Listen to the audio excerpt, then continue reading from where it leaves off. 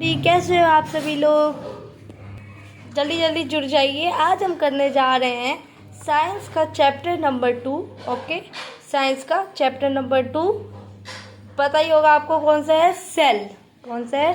Cell, the living world beyond our naked eyes. तो introduction to microscopic world. Introduction to microscopic world. The limit of human vision.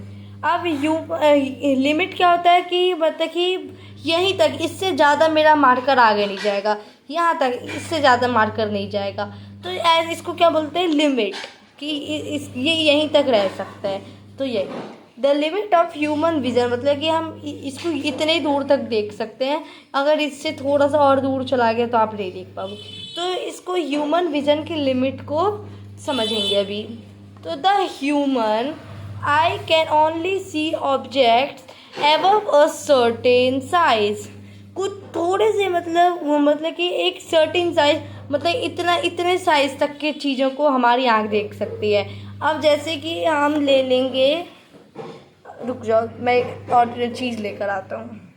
अब जैसे इस sharpener को देख लो, तो ये शार्पनर उस मार्कर के मुकाबले में छोटा है, तो ये आप नहीं देख सकते, ऐसा समझ लो।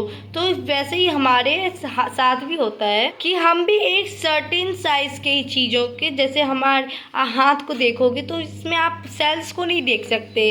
अगर आपको मैं जितना पास लेके जाऊँ तब भी आप नहीं देख पाओगे। लेकिन वहीं पे अगर आपको ये दिखाऊं कि ये कितना है, 5 है, ये आपको 5 बोलोगे आप, ठीक। तो ये आप इतने साइज की चीज़ों को तो आप देख लेते हो। तो यही होता है हमारे ह्यूमन आई का जो लिमिट, ठीक। तो इसी से समझो। और the microscopic world remain completely hidden from us. और हमसे ये कम्प्लीटली, जो माइक्रोस्कोप का वर्ल्ड है, मतलब माइक्रोस्कोप से हम जो छोटे छोटे चीज़ों को देख सकते हैं, उसका जो वर्ल्ड है वो हमसे कम्प्लीटली हिडन रहा। तो चलते हैं अगले पे। अब देखो सेकंड पॉइंट आपको मैं इसमें समझा देता हूँ, फिर थर्ड मैं आपको बोर्ड पे समझा दूंगा। The organ of lenses.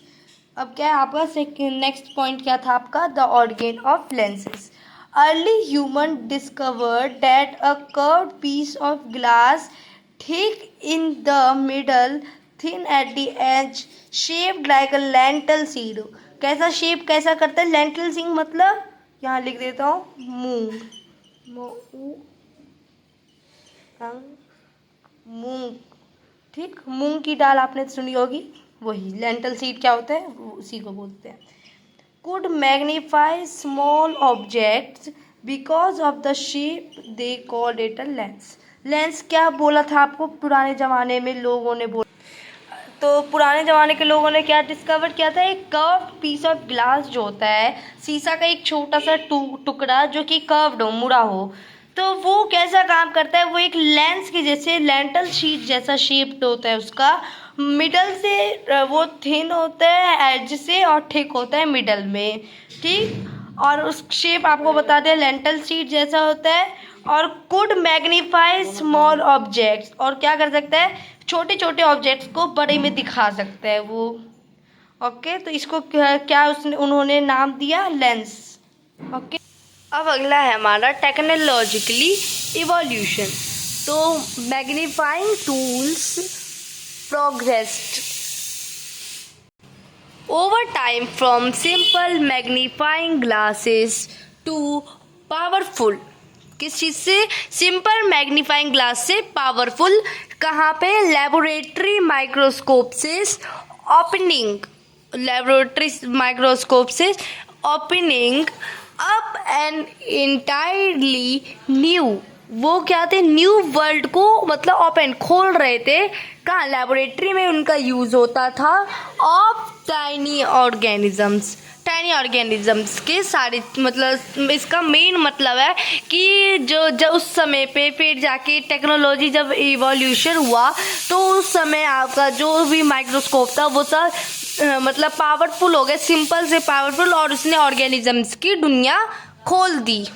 अब अगला देखो, ऑर्गेनिजम्स। क्या? ऑर्गेनिजम्स और living beings, whether plants, animal, display and immerse variety of and shape, size and colors, they are collectively called organisms। अब सर organisms क्या होता है? तो देखो, ऑल लिविंग, जितने भी लिविंग बींग्स हैं, चाहे वो प्लांट्स या एनिमल्स क्यों ना हो, वो इमर्ज करते वेराइटी ऑफ शेड्स, अलग अलग शेड्स के हैं, साइज के हैं और कलर्स के हैं। उन सारे को क्या बोलते हैं? ऑर्गेनिजम्स।